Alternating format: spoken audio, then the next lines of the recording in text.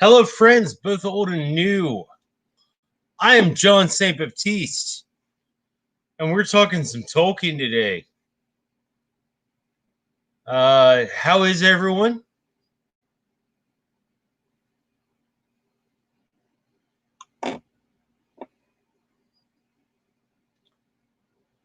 Speaking of everyone, who do we have here? We have Storm Steel. We have Linda Smith. We have Zeta Alpha. The only person I know who knows more about music than I do, and always blows my mind.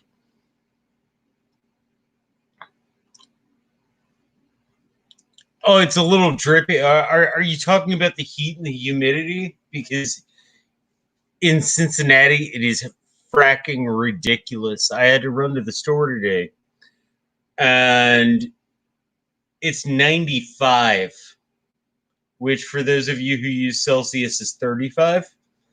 Uh, yeah, I'm like sweating like I just had sex just walking out the door.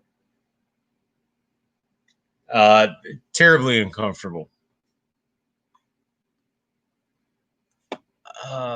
Who else do we have here? We have Juanita Bryant. We have Bobby Catalano. Bobby, you need to call me because we haven't spoken in quite some time, and that would be a good thing. We have the one spanner who rules them all, Braun Holler. And yeah, so that's everybody here right now. We're talking about chapters 5 and 6 of The Fellowship of the Ring, book 1. A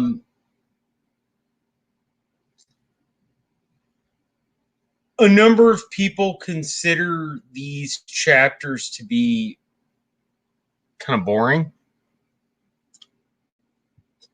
because they're exposition, but I actually find the exposition to be quite exciting. My camera went out, didn't it? Let's go ahead and try and fix that really quick.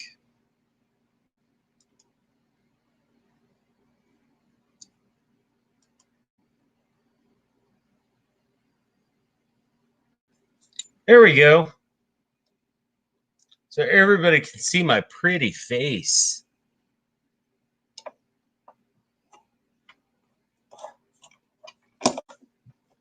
So how's everybody doing today?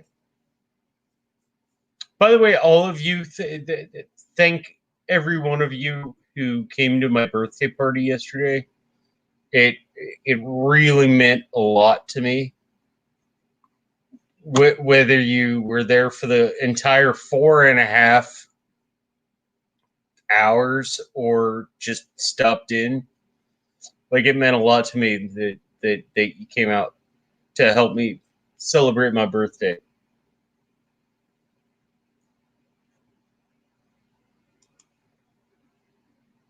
And I know that because we had so many people there and so much going on, I didn't necessarily catch everybody. I didn't necessarily say hi to everybody. And I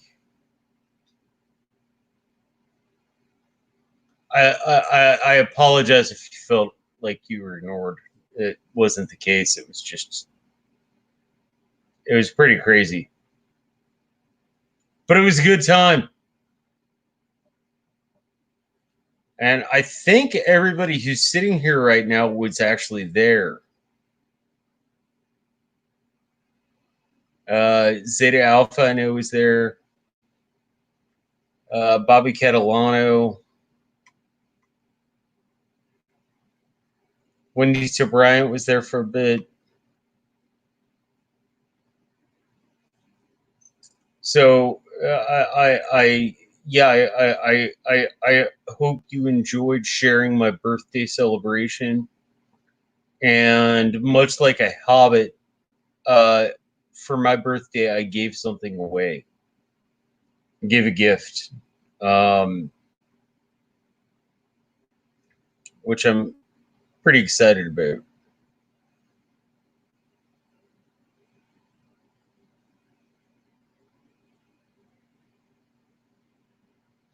Oh, Storm, don't apologize. Work is far more important than showing up for my live stream. It like you're talking about taking care of yourself as opposed to uh, just entertaining yourself, which I hope some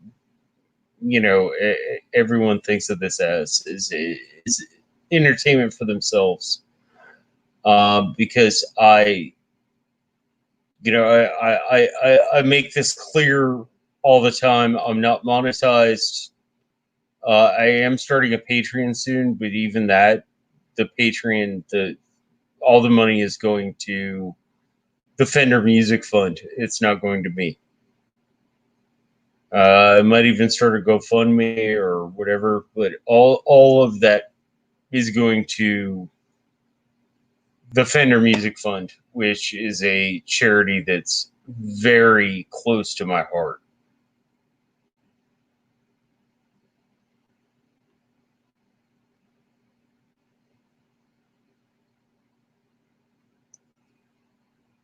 Oh, Zeta Alpha said it was a cool gift to give yesterday. Well, thank you.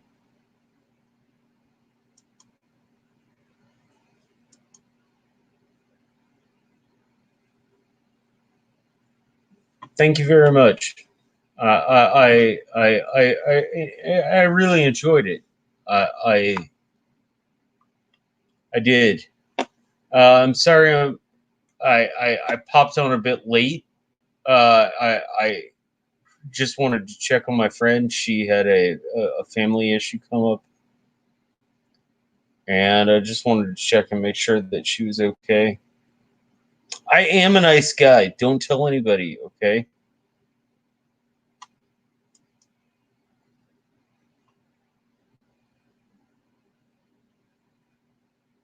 Like, yeah, don't tell anybody I'm a nice person.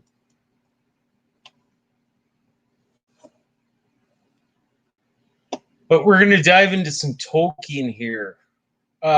First, we're up to chapter 5. Does anybody have any questions about the first 4 chapters?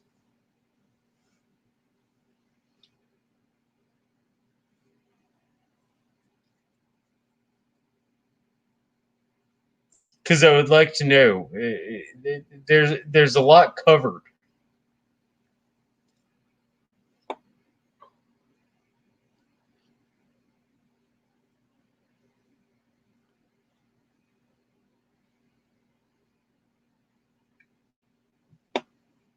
Give me just one moment.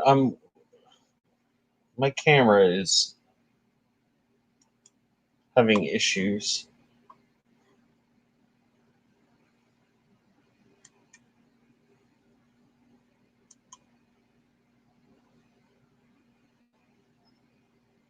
Yes, that is so much better. So much better.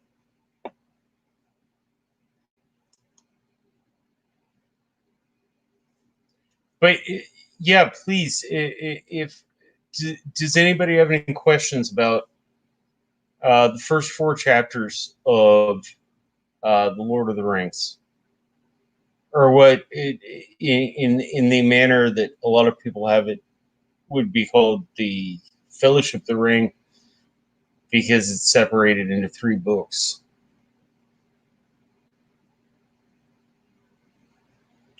Zeta Alpha, you think the 2 chapters were a preface? Are you talking about 5 and 6? Because if that's the case, I absolutely agree with you. I think it's very not a preface, but it's expositional. It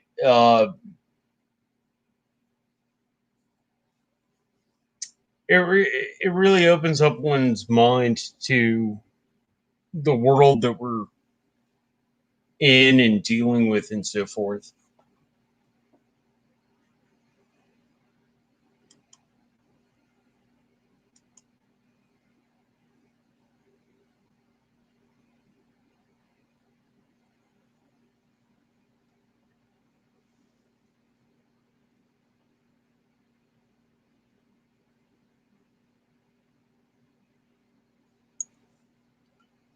Uh, I just starting to get interesting. I don't necessarily agree with you. I think the shadow of the past is where, like,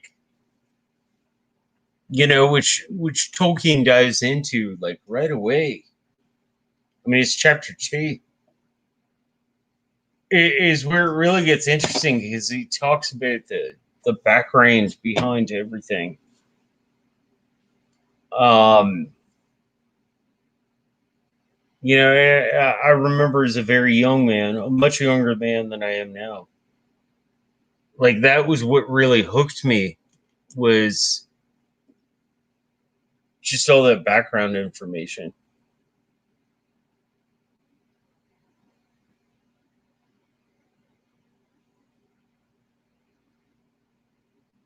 Bobby, I'm sorry you're having internet problems.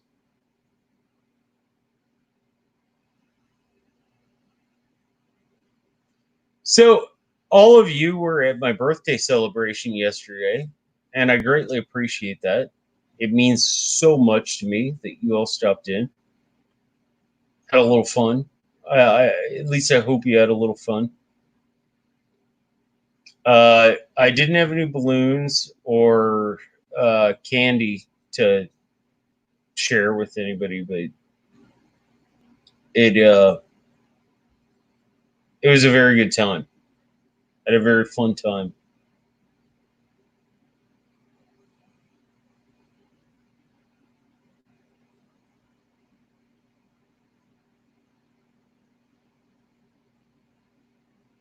Oh, Zeta, so you're saying the lore had to be there, but I think a lot of the lore is brought up in the shadow of the past.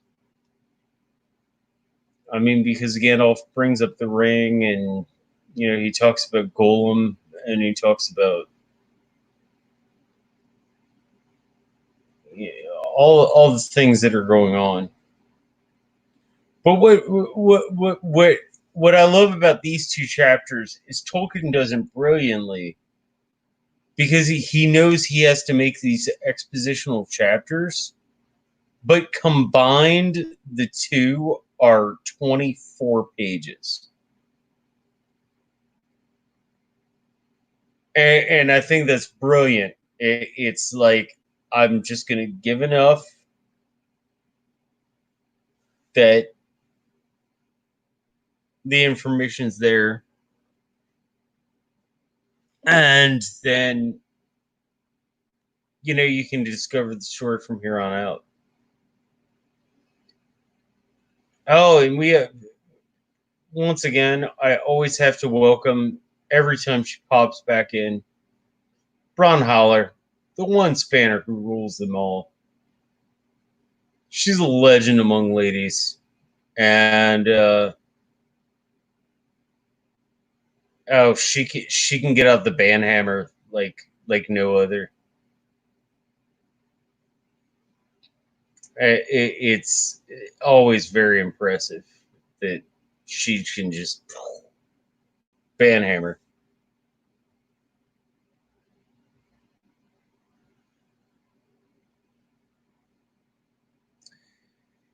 But so we're okay. So we're finally like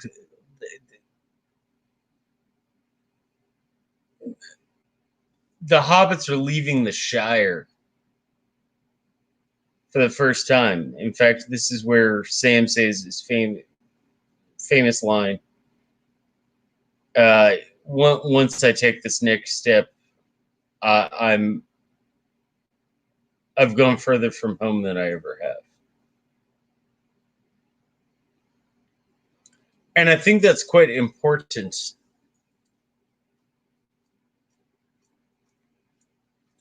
And then they meet Meriadoc, and they wonder because they hear the horses clopping, which or the hoofs clopping, which they're relating to the horses and they're relating to the Black Riders. And they don't know what the Black Riders are. Like, the elves won't even fucking tell them. They're just like, shouldn't it be enough that Gandalf's scared of them, but we're not going to tell you what they are. It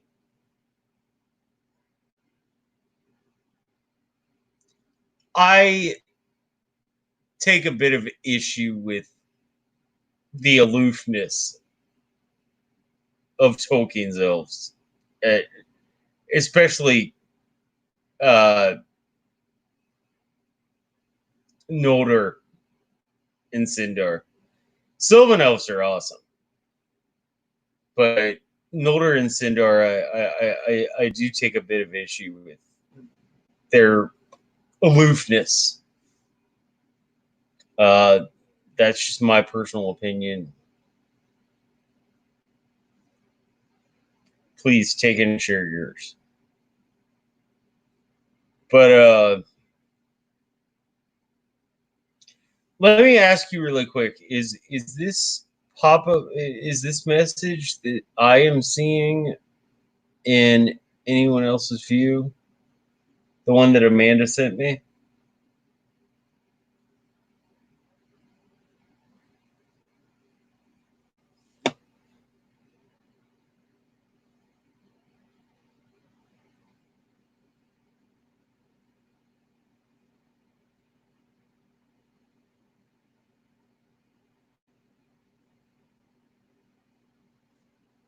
Okay.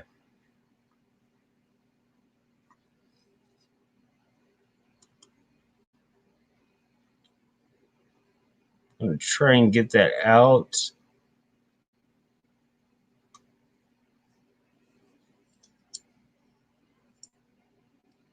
Just because I like to have a clear screen. I'm very obsessed with it. I and by the way, Amanda, all of you, please put her cousin in your prayers. He got hurt today, and they're very worried about him. So please put him in your prayers. That's actually why I started late today. Um, but yeah, I'm gonna go ahead and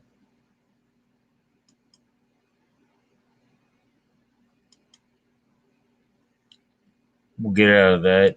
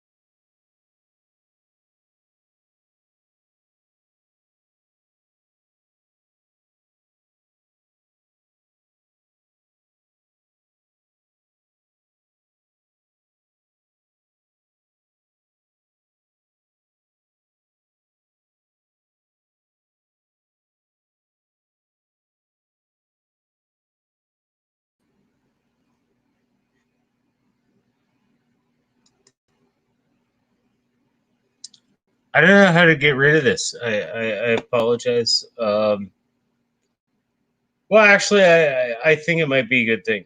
Uh, keep Amanda and her family in your heart, and um,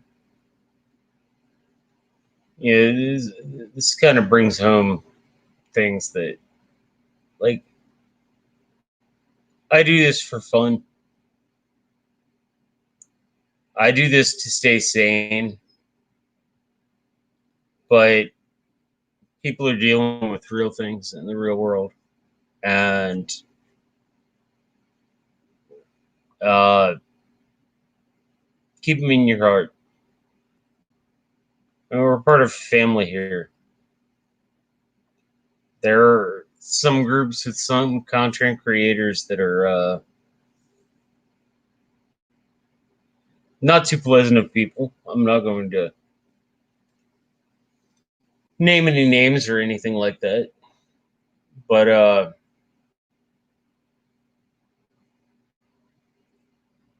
it but then you have good people like Amanda, and they're dealing with something like this. Like keep it in your heart, keep it in your prayers, or whatever you do.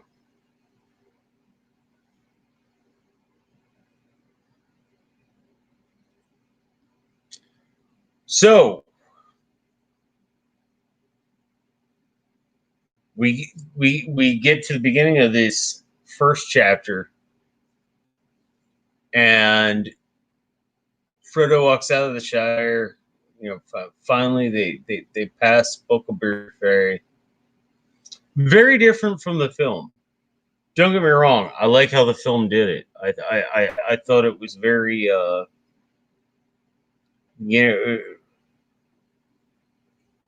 film worthy. It was quite dramatic, which I think needed to be done.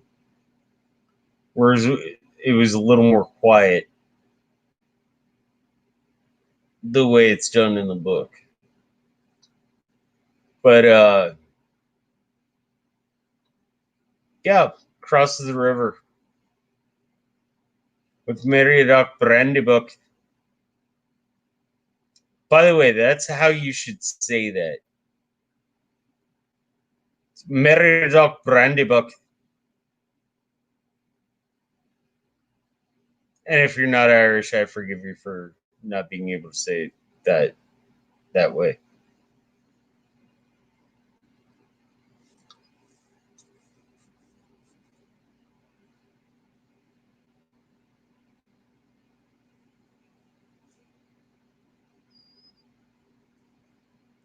Zeta Alpha, yeah, I've gone into this before. I think that the films, um, they made decisions one needs to make translating a book to film, because you need to keep the suspense up a little more. You need to make things. It's the nature of the medium, and yeah, I the Lord of the Rings films I have no complaints about. The Hobbit films I have some complaints about. Um, Particularly that I think, in general, practical special effects are better than CGI, and this is coming from a gamer.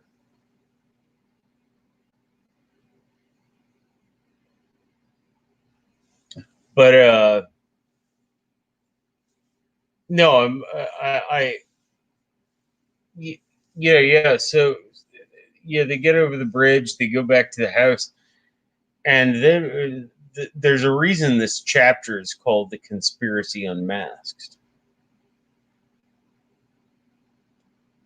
because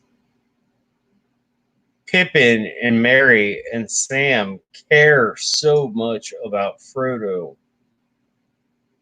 that they've been keeping an eye on him, and it really speaks to the character of those characters, so to speak. Uh, it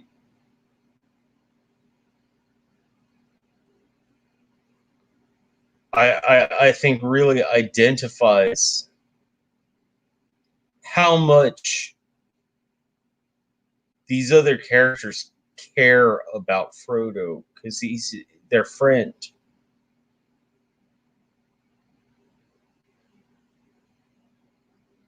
It like, and he's like, I'm going off into danger, and they're like, yeah, we know, we're still going with you, except for Fatty Bulger, who actually had the most unforgiving and dangerous job, which was hanging out and taking care of the house. But they, right there, and I think it's beautiful at the beginning of this story, is that, you know, when the shit finally comes down and Frodo finds out that Pippin and Merry and Fatty and Sam know what he's doing, and he's like, I can't trust any of you. And they're like, well, you can trust us to be your friends. You can trust us to do what we can to take care of you. You can trust us to try and help you. But what you can't trust is for us to like just let it pass by. I just think that's such an awesome moment in the book. It really, I mean, even now, every time I read it, it sticks with me.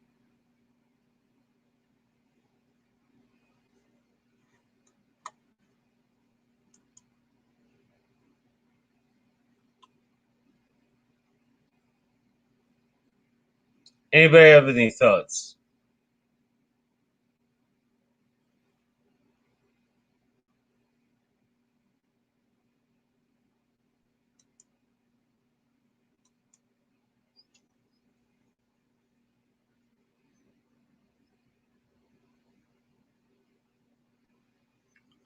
Yeah, Brown Holler. The film abbreviated the movie, and uh, in the former film, I mean, you want to keep up that sense of urgency.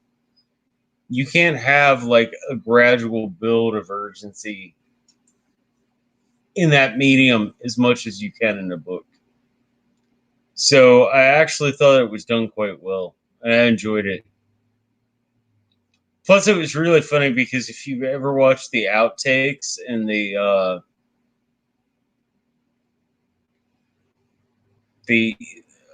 extra information and so forth, uh, crossing the ferry, Dominic Monaghan got a splinter,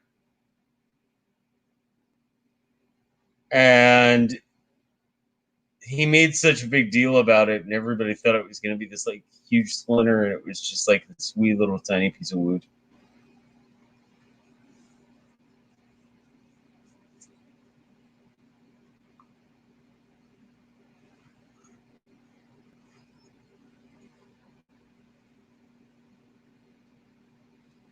Yeah, Zeta, I agree. A film can't be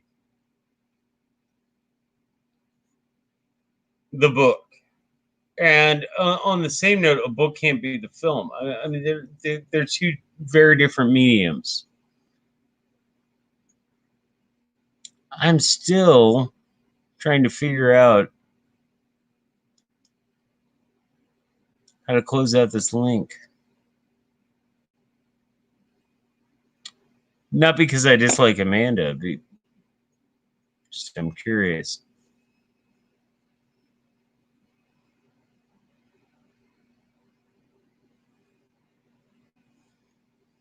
But so yeah, they go back to the house, and then Frodo finds out that everyone, like they've all known for a while,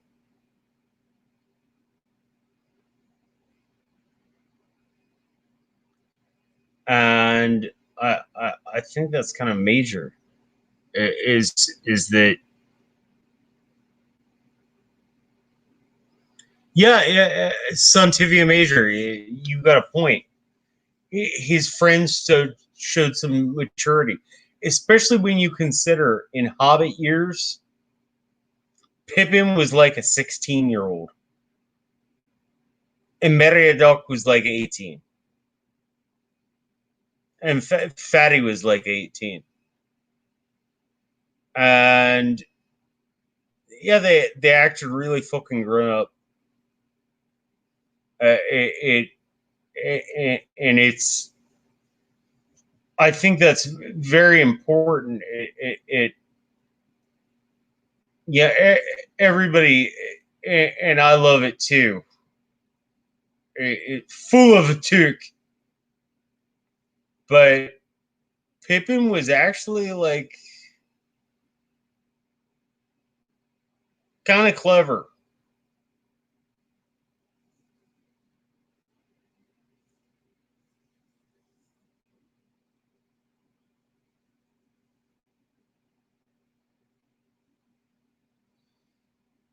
You know, he.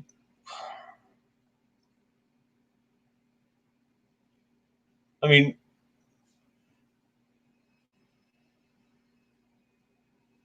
you, you know, Sam was like Frodo's friend, but he was also his employee. Whereas Pippin and Meriadoc were like just his friends, his relatives, in fact. But like they both, they got it.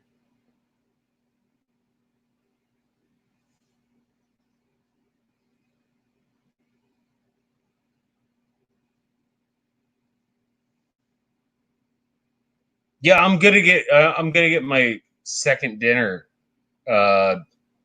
Probably here in about a half an hour. An hour. We're gonna talk about these chapters, and then I'm gonna have my second dinner because I am kind of worn out from last night's stream. If anybody would, I think everybody here was at last night. It lasted 4.5 freaking hours. Like, I'm a wee bit tired, so, but it was great. It was amazing. It's so many amazing guests. Papa St. Baptiste came in, but also we had Justin Thomas, Catherine Cronel, uh, Lawrence Corner, AU Pack Mule, Justin Thomas. It was just it was a great time. If you weren't able to make it live, it's still worth the watch through afterwards. And yeah, Brown Holler, I know it's almost 9 in the morning there.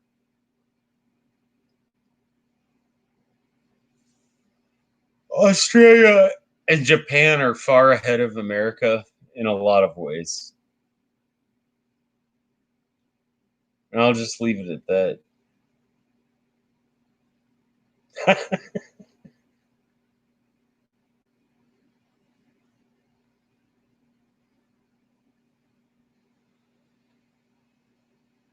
But no, so you know, Frodo finds out that Merry and Pippin and Fatty and Sam have all been keeping an eye on him, watching him, for lack of a better term. And uh,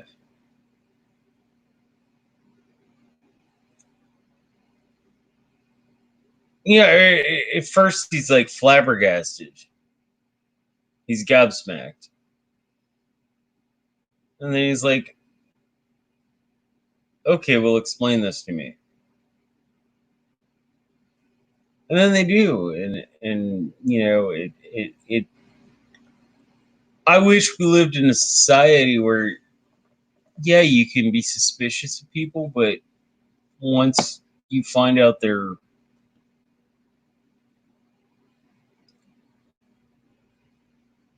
relative contributions, then you're like, thank you for doing this.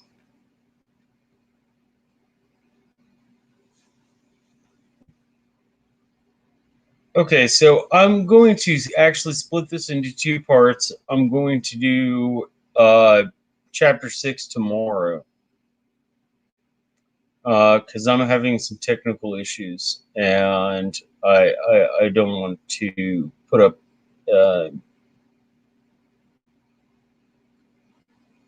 stuff that doesn't work. So tomorrow, let's say 3 o'clock Eastern PM.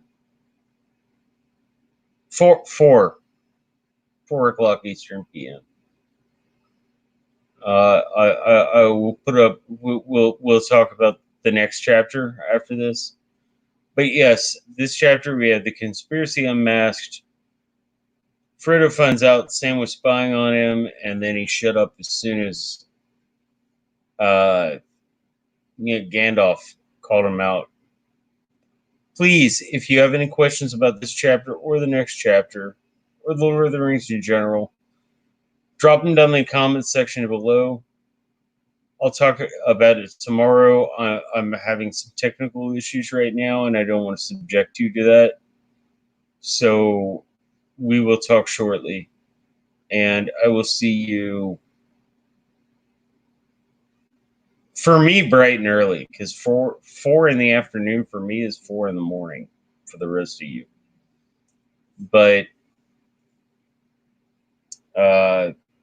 we'll talk about this, and in the meantime, please, PLUR, be excellent to one another, party on, and keep sailing west.